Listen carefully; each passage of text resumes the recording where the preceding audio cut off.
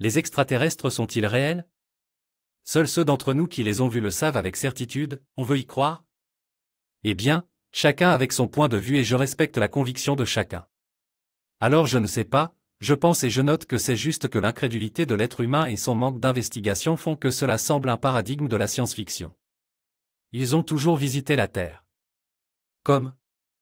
Eh bien, c'est simple, ils ne s'intéressent qu'à certains minéraux de notre monde et non à notre devise destructrice d'individualisme de genre.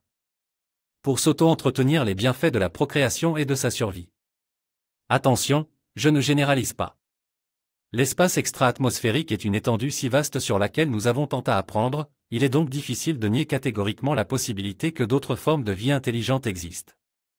Si la vie peut exister, et persister, dans l'isolement et dans certaines des conditions les plus difficiles sur Terre, il suffit de regarder les tardigrades, tardigrada, parfois surnommés oursons d'eau, forment un embranchement du règne animal, regroupés, long de 0,1 à un peu plus de 1 mm, les tardigrades sont des animaux extrémophiles, c'est-à-dire qu'ils peuvent survivre dans des environnements extrêmement hostiles. Température de moins 272 et jusque plus 150 degrés Celsius.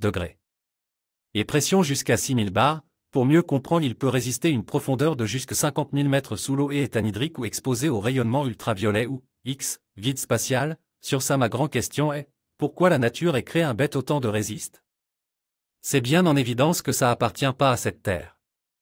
Il est probable que d'autres formes de vie interplanétaire ont évolué, acclimatées aux conditions plus difficiles, depuis l'espace. Comme l'a dit un jour le célèbre écrivain scientifique Arthur C. Clarke, il y a deux possibilités, soit nous sommes seuls dans l'univers, soit nous ne le sommes pas. Les deux sont tout aussi terrifiants. Il suffit, dans la terminologie scientifique, d'observer la théorie de chacun et de ne pas proclamer en répétant ce que chacun pense seul, soyons unis, voyez, le Big Bang qui ne me convaincre pas. Amener quelqu'un, par des raisons ou des preuves, à reconnaître quelque chose comme vrai ou nécessaire. Parce que, pour le simple fait que la destruction ne fait pas la perfection et de même toute cette énergie en expansion devrait avoir un noyau et un extérieur, donc un extérieur existait déjà. Un autre fait éloquent est l'expansion de l'univers, à mon avis. Si c'était réel, les murs de nos maisons et tout ce qui nous entourerait, on le verrait séparé de sa base et sur un axe, linéaire et avec cela son éloignement progressif, tout serait détruit et même il n'y aurait plus de lien entre l'énergie quantique et les polarités entre les planètes, ce qui n'est pas le cas non plus. Ce qu'il y a de séparation et de mouvement entre les galaxies, oui, là oui, donc cette loi peut s'appliquer qu'à celle de l'ensemble de l'extérieur d'un système planétaire. Et jusque que dans la séparation pour mouvement et pas pour expansion. Relative non? Exemple les continents et la mer, Pangée. Ne mélangeons pas tout. Plusieurs découvertes et théories de certains des esprits les plus brillants de la science indiquent la probabilité qu'il y ait quelque chose au-delà de nous dans l'univers, il y a donc une chance assez décente que nous ayons des voisins quelque part dans les terres. Ils sont déjà parmi nous.